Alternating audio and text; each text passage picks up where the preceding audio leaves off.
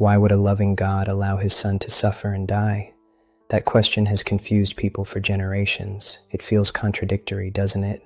Love and suffering at the same time. But today, you're about to understand something most people never fully grasp. We're going to look beyond the surface of the cross to find the heartbeat of God. Jesus didn't die because he was weak. He didn't die because he lost. He died on purpose. It was a choice made in the halls of eternity before time even began. To understand the sacrifice, we have to understand the separation. We have to look at the gap that was created between humanity and our Creator. Think of it like a child's tower of blocks. It was designed to be beautiful, tall, and connected, but one wrong move, one act of disobedience, and the whole thing came crashing down. That's what sin did. It shattered the connection. It created a separation between humanity and God, and that gap, it became an abyss. For centuries, we tried to fix it ourselves. We tried religion, we tried good works, we tried harder and harder to reach across that canyon, but the distance was too great. No matter how much we built, it wasn't enough. Our effort could never reach perfection. Our religion was like a bridge that stopped in the middle of the sky. If the gap was going to be closed, it couldn't be from our side. It had to be from His. God had to become the solution to the problem we created. So, in the fullness of time, God stepped into our world. He took on flesh, not to demand our service, but to give His life as a ransom for many. Jesus became the bridge, not just a teacher or a prophet, but the literal connection between the finite and the infinite. He stood in the middle of the mess we made. Every miracle He performed, every word He spoke, was a stone being laid for that bridge. He was building the way back home for every one of us. But bridges cost something, and the cost for this one was higher than anyone could have imagined. It required more than just words. It required blood. The shadow of the cross loomed over everything Jesus did. He knew where He was going. He knew that to save us, He would have to lose everything. In the garden, He prayed for another way, but ultimately, His love for you outweighed the fear of the pain. He said, "Thy will be done." That is true strength. The sacrifice wasn't a tragedy. It was a transaction. He took on what we deserved, the weight of every mistake, every failure, so we could receive what we didn't deserve. Imagine you have a wallet full of debt you can never pay. Jesus walks up, takes your wallet of debt, and gives you His wallet of infinite wealth. That's the great exchange. The burden was lifted, the price was paid in full. When He said, "It is finished," He wasn't talking about His life. He was talking about the bridge. It was complete. People look at the cross and see weakness. They see a man dying. But if you look through the lens of faith, you see the most powerful act of love in human history. That's not weakness. That's love. It's the kind of love that runs into a burning building to save someone else. It's the kind of love that never lets go. Maybe you're in a season right now where God feels far away. Maybe you feel like that gap between you and Him has opened up again because of your suffering. We often struggle in the waiting. We think if God isn't acting now, He isn't acting at all. But just like the bridge took time to understand, your story is still unfolding. Think of a child learning to walk. They fall, they cry, and it looks like failure. But the parent is right there, watching every step, ready to catch them. Your suffering is your learning season. Even when you can't feel the bridge beneath your feet, it's there. The sacrifice was so complete that nothing, not your pain, not your doubt, can break that connection. Even in difficult seasons, faith reminds us that hope is never lost. This is the truth we have to hold on to when the world gets loud.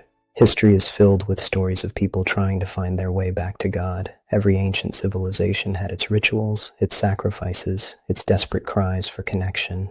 The difference with the gospel is that it's the only story where God comes down to us. Every other bridge starts at the bottom. This one started at the top. He descended so we could ascend. He took the low road so we could have the high road. This is the historical turning point that changed the destiny of mankind.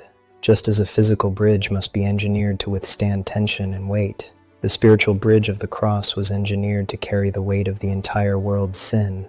It wasn't a flimsy connection. It was built with the steel of God's promises and the foundation of His unchanging character. It can hold whatever you are carrying. I've talked to many people who feel like they've burned their bridges. They think they've gone too far, done too much, or waited too long to turn back.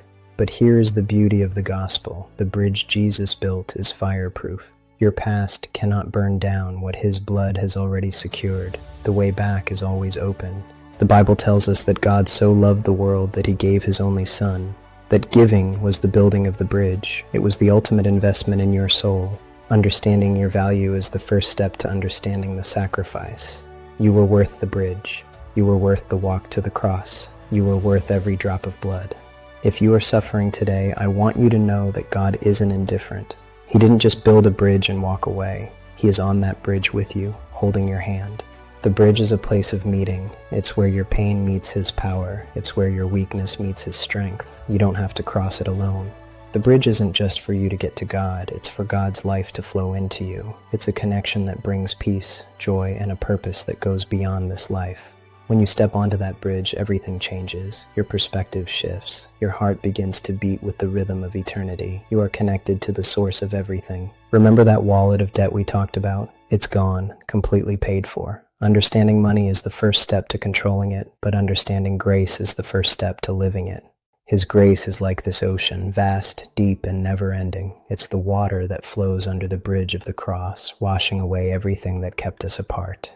We've looked at history, we've looked at analogies, and we've looked at the heart of the Father. All roads lead to this one central point in history, the bridge of love. It is the map for our souls. It is the compass for our hearts. Without this bridge, we would still be wandering in the dark. But now, we have a way. That's love. That's the truth that changes everything.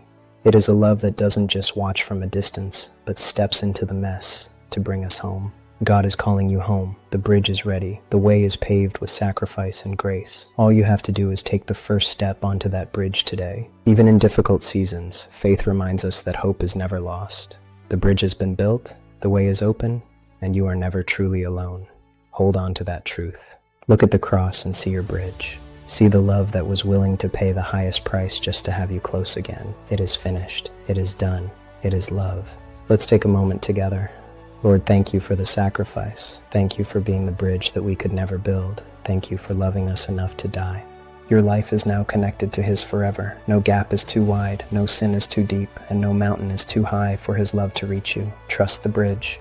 I want to hear from you. What helped you keep faith during a difficult time in your life? Sharing your story might be the bridge someone else needs today. Lord, thank you for the sacrifice. If this message touched your heart, comment, "Thank you, Jesus," below. May your faith stay strong. See you in the next one.